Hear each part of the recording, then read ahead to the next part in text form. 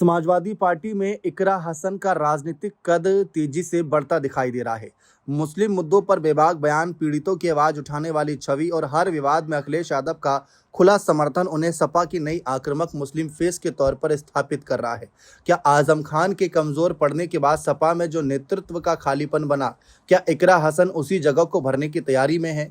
अब यही सवाल यूपी की राजनीति में चर्चा का केंद्र बनता जा रहा है।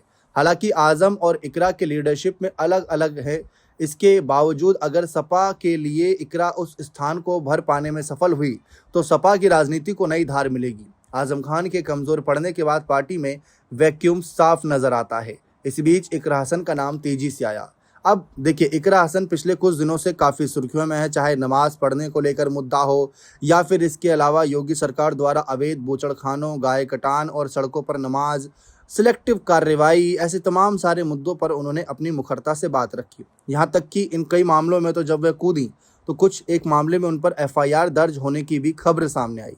अब सपा सांसद इकरा हसन ने हाल ही में यूपी के मुख्यमंत्री को भी खूब कहीं ना कहीं तंज कसे थे, खूब काफ़ी कुछ बयानबाजी करी थी। यूपी की पुलिस से भिड़ गई थी इकरा हसन। अब इस बीच अखिलेश यादव ने इकरा हसन को क्यों पक्ष दिया है, क्यों उनको आय किया?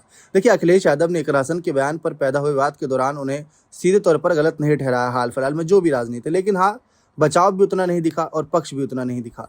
फिलहाल अब जो सॉफ्ट हिंदुत्व और आजम की रिप्लेसमेंट की बात हो रही है, तो 2017 के बाद से अखिलेश की राजनीति में स्पष्ट बदलाव दिखाई दिया है। पहले जहां सपा पर खुलकर मुस्लिम तुष्टीकरण का आरोप लगता था, वहीं अब अखिलेश मंदिरों में दर्शन करते नजर आते हैं, भगवान कृष्ण और परशुराम का उल्लेख करते हैं और पीडीए यानी पिछड़ा दलित अल्पसंख्यक की समीकरण की बात कर रहे हैं। इसके अलावा अगर हम इकरा हसन की बात करें तो पूरा कोर बिल्कुल मुस्लिम नजर नहीं आती। हिंदू के जो देवी देवता मंदिर हैं वहाँ पर भी जाकर तमाम अपनी आराधना प्रकट करती हैं, तो वो भी एक बड़ा संदेश देती हैं। वहीं यूपी में आजम खान सिर्फ मुस्लिम नेता नहीं थे, बल्कि सपा के भीतर एक मजबूत शक्ति केंद्र भी थे। पश्चिम उत्तर प्रदेश में उनकी पकड़, संगठन पर प्रभाव और मुस्लिम समाज में भावनात्मक जुड़ाव उन्हें अलग स्तर का नेता बनाया था। इकरा हसन अभी उस स्तर से काफ़ी दूर है, लेकिन कुछ कारण ऐसे हैं जिनकी वजह से उनकी तुलना शुरू हो गई। वे पश्चिमी यूपी से आती हैं, मुस्लिम मुद्दों पर खुलकर बोलती हैं, वे युवा हैं, पढ़ी लिखी हैं, छवि रखती हैं और मीडिया में प्रभावशाली तरीके से अपनी बात रखती है। सपा के भीतर मुस्लिम नेतृत्व के खालीपन को देखते हुए पार्टी उन्हें भविष्य के बड़े चेहरे के तौर पर तैयार कर सकती है। फिलहाल वे क्षेत्रीय प्रभाव वाली नेता ज़्यादा मानी जा रही हैं। आजम खान की राजनीतिक टकराववादी और दबंगई वाली मानी जाती थी। वे अपने भाषणों और आक्रामक अंदाज से समर्थकों को भावनात्मक रूप से जोड़ देते थे। उनका अपना मजबूत कैडर था और सपा के भीतर भी वे स्वतंत्र शक्ति केंद्र की तरह काम करते थे।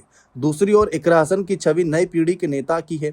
वह सोशल मीडिया फ्रेंडली है, आधुनिक भाषाएं बात करती हैं और आजम खान का प्रभाव जो है दशकों तक रहा, लेकिन उसको तोड़ पाना बड़ी मुश्किल है, लेकिन शुरुआत ऐसे ही होती है। फिलहाल क्या मुस्लिम राजनीति का चेहरा बन पाएंगी? क्या सॉफ्ट हिंदुत्व का भी एक बड़ा संदेश जाएगा? क्या जो आजम खान का विकल्प तलाश रही है समाजवादी पार्टी, क्या वो इकरा में नजर आ रही है? देखते हैं आगे क्या कुछ और इनको लेकर फैसले लिए जाते हैं। बहुत बहुत शुक्रिया।